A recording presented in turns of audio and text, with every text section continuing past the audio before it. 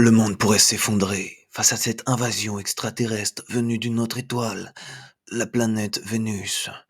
Mais c'est sans compter sur la grosse saucisse de Fabien Hop là, Roussel. hop là, hop là, hop là, hop là, hop là. Stop. C'est quoi cette histoire là? Et comment ça, stop? Bah déjà c'est ma chanson.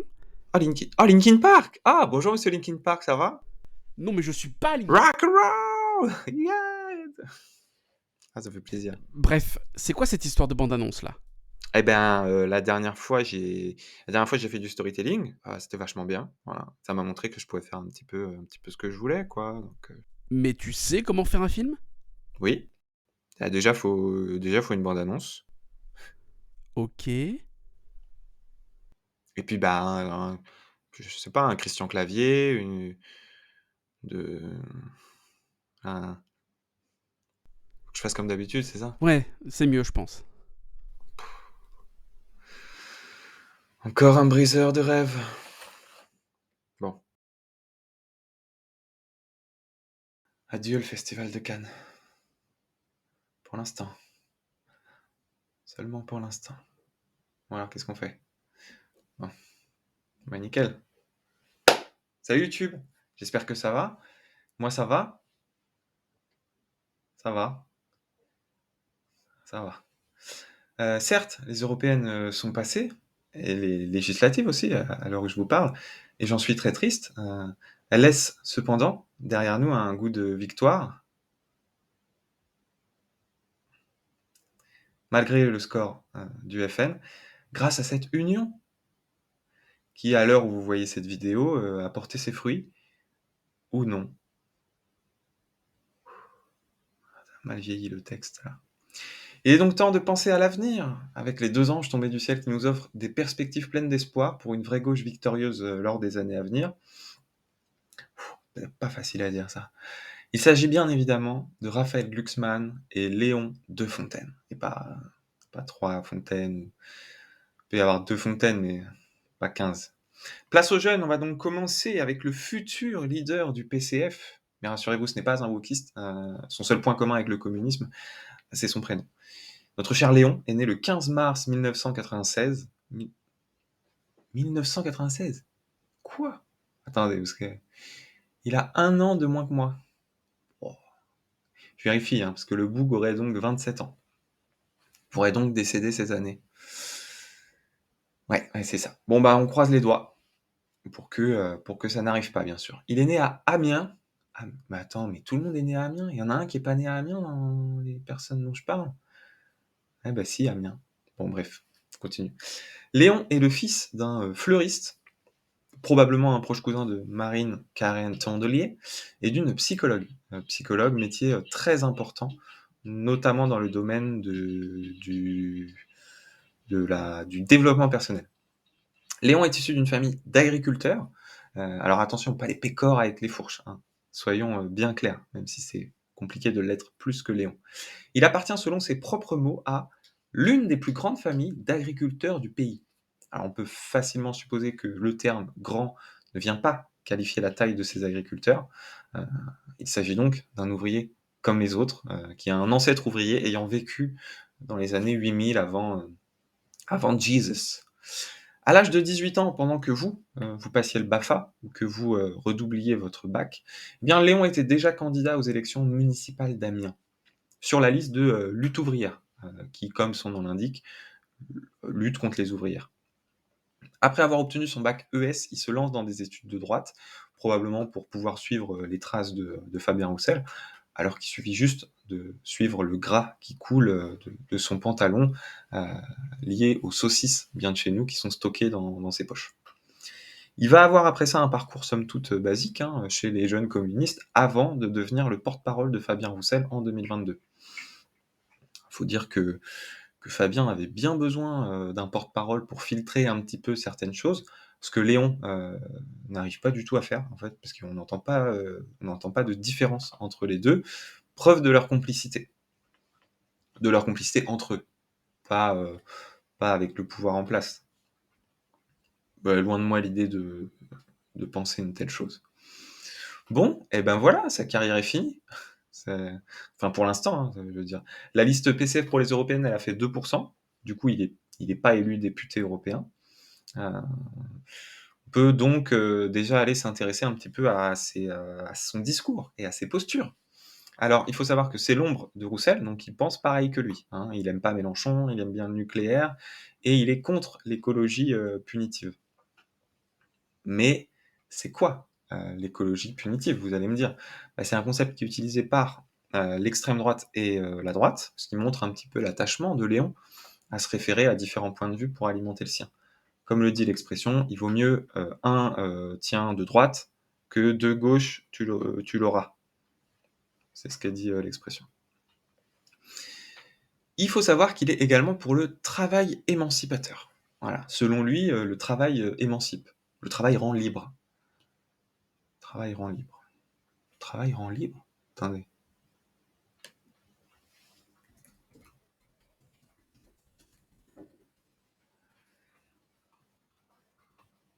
Oula. On va passer ça du coup. Alors, pour résumer, contre l'écologie punitive et pour le travail émancipateur, une base de l'idéologie de De Fontaine, c'est que réouvrir les mines à charbon pour y proposer des contrats d'alternance pour les jeunes de 14 ans, ça pourrait offrir des perspectives de lutte intéressantes. Honnêtement, je suis pas contre ça, mais pour moi, en contrepartie, il faudrait réhabiliter les CHSCT, les comités d'hygiène, de sécurité et des conditions de travail qui ont été supprimés par le MEDEF, pour s'assurer d'une ergonomie qualitative et surtout d'une salle de pause dans les mines de charbon, quoi. Voilà. Léon, il a un programme en 3 parties. On va voir ça. Première partie, d'abord, une Europe de la paix agissant pour le Moyen-Orient et l'Ukraine. Bon, alors pour l'Ukraine, c'est assez simple. On se doute que du coup, s'il est pour l'Ukraine, il est contre la Russie. Par contre, pour le Moyen-Orient, là, c'est plus compliqué. C'est qui les méchants, du coup? Voilà, comme certaines analyses l'ont proposé, c'est sûrement les armes qui commettent un génocide un petit peu à l'insu de leur plein gré. Second point, une Europe écologique. Soutenant le fret ferroviaire et maritime, projet de ligne Lyon-Turin et de canal Seine-Nord-Europe. Là, je sais pas. Là, c'est très flou. Moi, je comprends pas tout. La ligne Lyon-Turin me semble pas très utile, vu que Lyon ne joue pas l'Europe. Puis de toute façon, on n'est même pas sûr qu'ils vont affronter la Juventus. Et à partir du moment où ils auront affronté la Juventus, la ligne ne servira plus à rien, si ce n'est l'année d'après, si jamais, quoi. Mais enfin, bref. C'est pas très utile. Et le canal Seine Nord-Europe, je sais pas. C'est peut-être un festival, un genre de rock en scène, mais sur Canal+, et ce serait pendant l'Eurovision, mais seulement en Norvège. Voilà. Non, je sais pas, on passe, ça, c'est pas très grave. Dernier point, une Europe sociale, revalorisant les salaires et se réindustrialisant. Waouh, là ça y va pas de main morte sur le communisme, hein. Faut en laisser un peu aux autres. On se croirait en 1917 en Russie ou quoi. Voilà, pour l'analyse. Pour finir, j'aimerais vous dire que ce qui me plaît le plus chez Léon de Fontaine, c'est son humanité, tout simplement. Il a écrit une très belle lettre, digne de celle de Montmoulin, de Jean Moulin, je sais pas. Bref, une lettre à destination de Colombe. Mais qui est Colombe, me direz-vous? Eh bien, c'est un pigeon, voilà, considéré comme symbole de douceur, de pureté et de paix, et qui est très souvent blanc, très blanc. Mais c'est aussi une facho fâchée qui vote Marine Le Pen et parle de ses votes précédents pour Jean-Marie avec les larmes aux yeux. Voilà. Sûrement parce qu'elle s'en veut d'avoir fait ça et qu'elle a été obligée à cause de ses émotions de colère et qu'en fait c'était un déchirement pour elle. Dans cette lettre, Léon nous dit ces mots. Toutes les colombes du pays, nous ne devons pas les mépriser, mais les entendre, les comprendre, et que demain elles placent leur espoir et leur bulletin chez nous, à gauche. Voilà, c'est cette honnêteté qui vient d'un homme qui n'a pas peur de toucher le cœur des pigeons, de nouer une relation de confiance avec eux, de se faire en quelque sorte pigeonner. Non, du coup, non, ça marche pas. Ça, je couperai. Du coup. Alors, il est temps de passer à un autre être humain, encore plus important, un homme, le compagnon de Léa Salamé. Ça fait déjà 2 raisons de l'apprécier. Mais qui est-il en réalité? Alors, il est enfin pas né à Amiens. Il est né à Boulogne-Billancourt en 1979. Son père est philosophe et il s'appelle André Glucksmann. C'est un nouveau philosophe. Enfin, c'est pas un... Enfin, ça va être chiant. C'est pas un nouveau philosophe, il est philosophe depuis longtemps, mais c'est comme BHL, c'est un nouveau philosophe, c'est le nom. Maintenant, ils sont assez anciens quand même. C'est comme le Parti socialiste, en fait. Au début, ça s'appelait comme ça parce que voilà, ça avait du sens, mais après, bon, les choses changent et puis modifier un nom de domaine, c'est une galère pas possible. Peu de gens savent le faire. Donc on garde le nom de base. Bref. Donc fils d'André Glucksmann, qui a été maoïste puis est devenu néolibéral par la suite. Exactement comme Raphaël, sans le débarrage maoïste. Directement néolibéral, pour pas perdre de temps.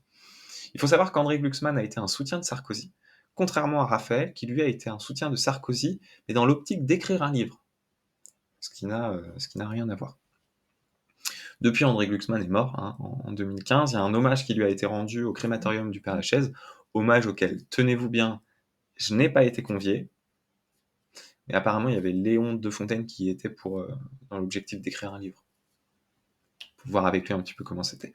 Bref, cessons de parler de celui qui a œuvré toute sa vie à défendre les pédocriminels et la pédophilie, et continuons à parler de son fils, Raphaël. Il va faire sa scolarité au lycée Lamartine, dans lequel il fera énormément de sorties scolaires, un peu partout en France, afin de découvrir le territoire. Voilà, on pourrait voir notamment le lycée Lamartine à la ferme, le lycée Lamartine à la mer, ou encore le lycée Lamartine à la montagne, etc., etc., et que c'est des souris, et non, c'est des rats. Après avoir obtenu son bac, il se lance dans une prépa de lettres Hippocagne. Dans la foulée, il part en Erasmus en Géorgie, afin de travailler sur l'autocratie dans le néolibéralisme.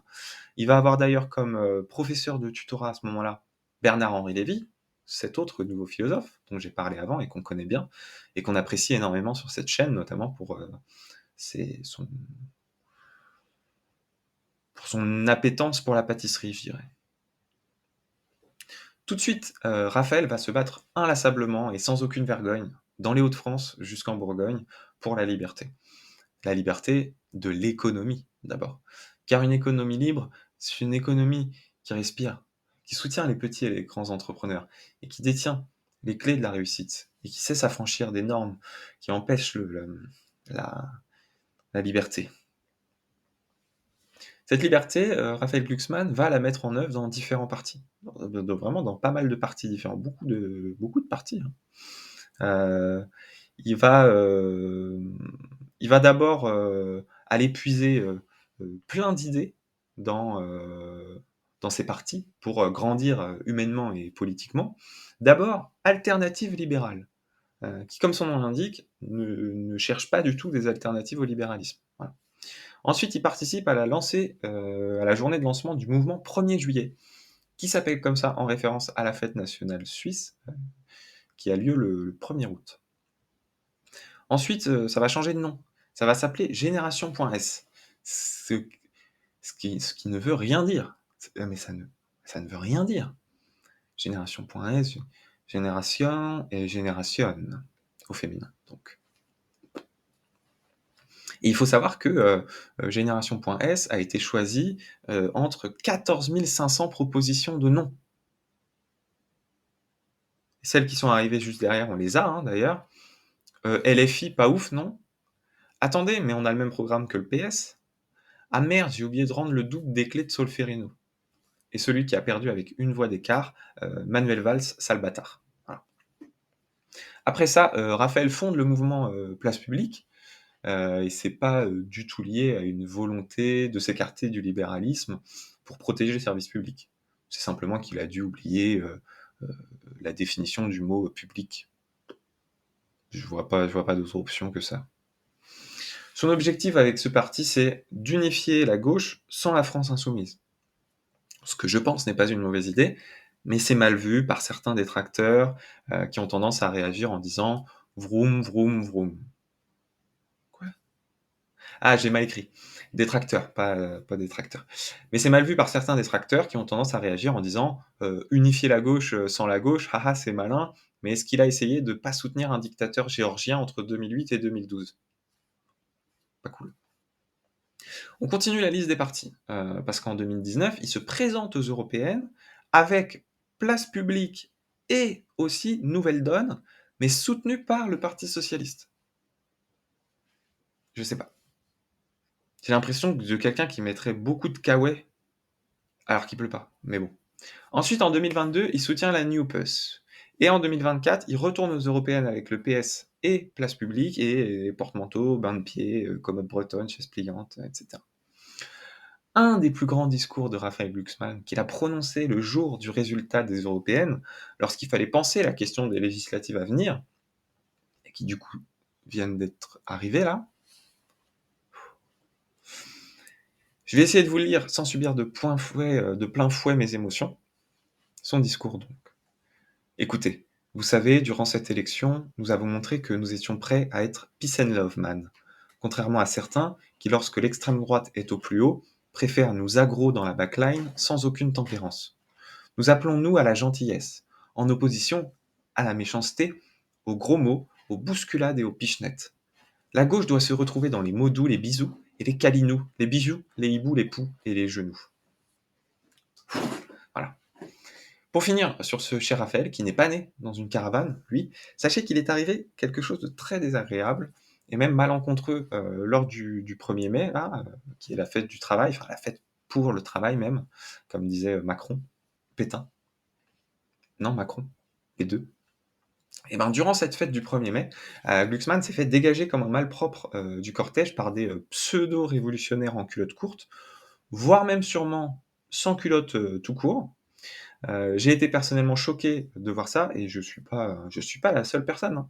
Même des personnes très à gauche, notamment cet anarchiste sur Twitter qui se considère être, je cite, un antifa de réaction. Alors en lisant ça, à ce moment-là, j'étais assez circonspect. Donc tout d'abord, je suis allé voir sur Google la définition de circonspect, et ça disait « qui est attentif et prudent dans ses actes ». Donc je me suis dit « ah non, en fait, je suis pas du tout circonspect ». Après, je suis allé me renseigner pour voir ce que ça voulait dire antifasciste de réaction, et là, je suis tombé sur une découverte assez hallucinante, connue de peu de gens à mon avis, car il existe bien des antifas de réaction, mais c'est pas les seuls, c'est une catégorie d'antifa, parce qu'il en existe 7. Voilà.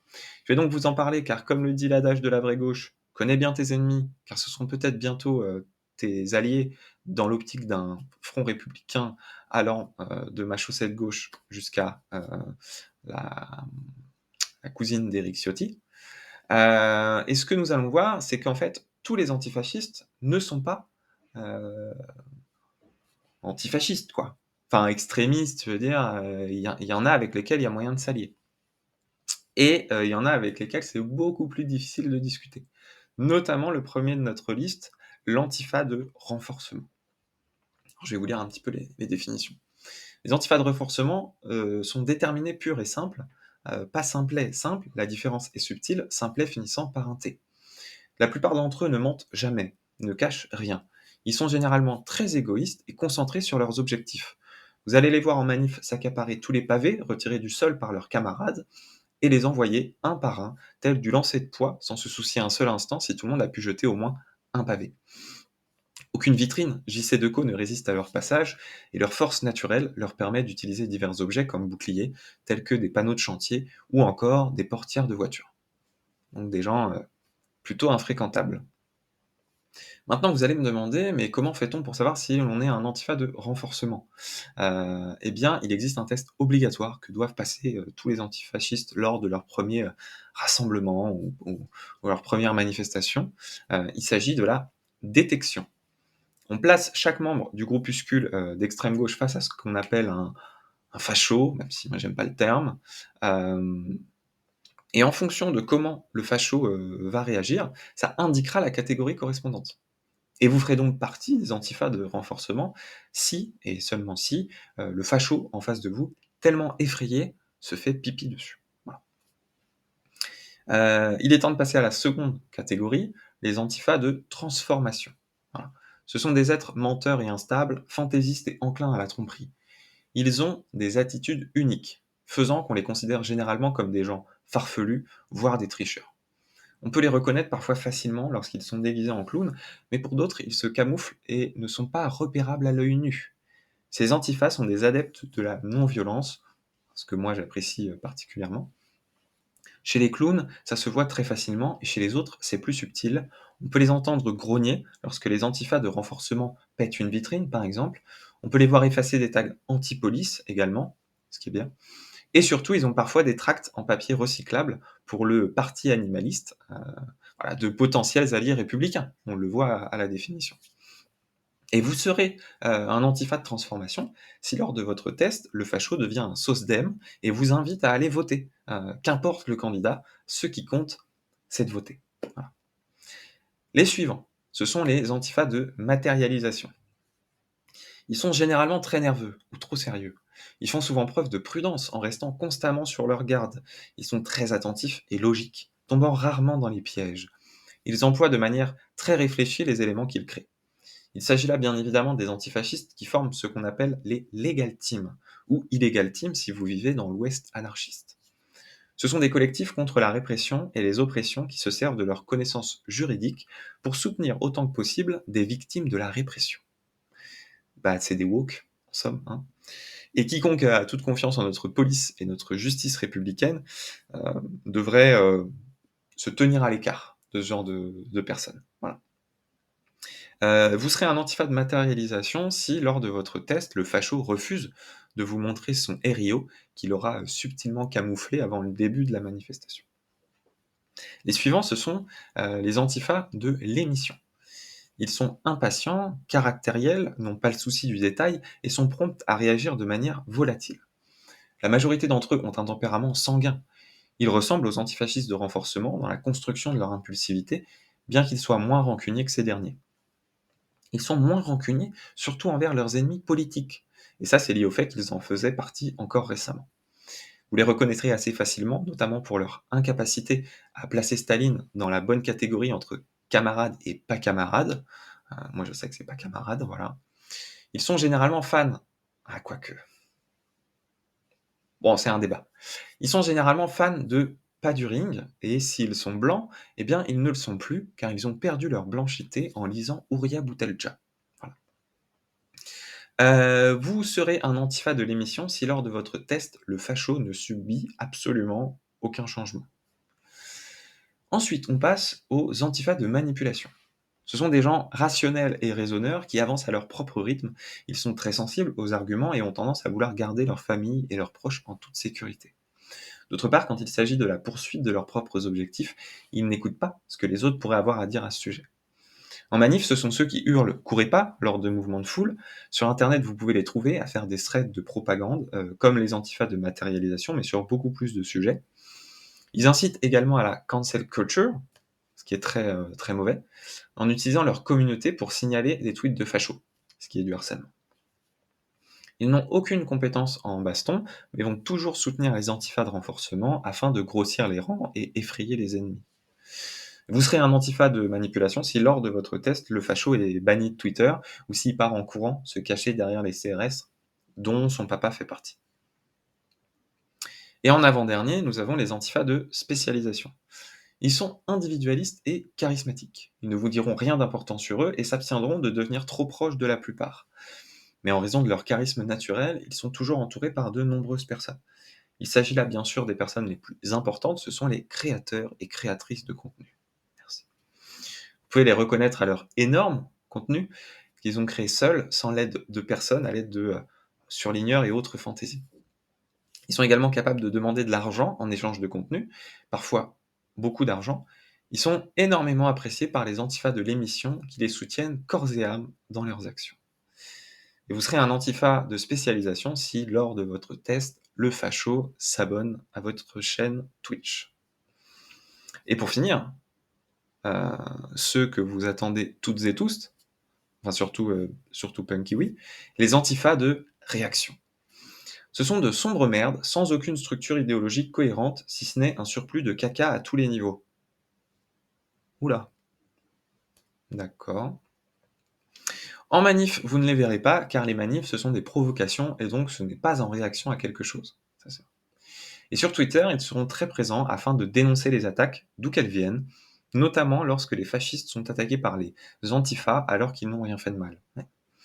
et aussi afin de dénoncer les attaques d'où qu'elles viennent, notamment lorsque les fascistes sont attaqués par les antifas, alors qu'ils ont fait des petites choses fascistes, mais rien de grave non plus. Voilà. Donc, on voit que les antifas de réaction sont des personnes avec qui peut-être il peut y avoir des atomes crochus pour la vraie gauche. J'ai un peu de mal avec le début de la définition. Voilà, bon après c'est pas mon domaine, je m'y connais pas, mais moi je condamne un petit peu le début de cette définition. Et ben sur ce, qu'est-ce que je pourrais rajouter? C'est terminé. Bon courage. Je pense que ça a pas dû être agréable, les dernières nouvelles. Alors, des bisous et puis, ça va le faire, hein. Allez ciao. Ciao YouTube. Bye bye.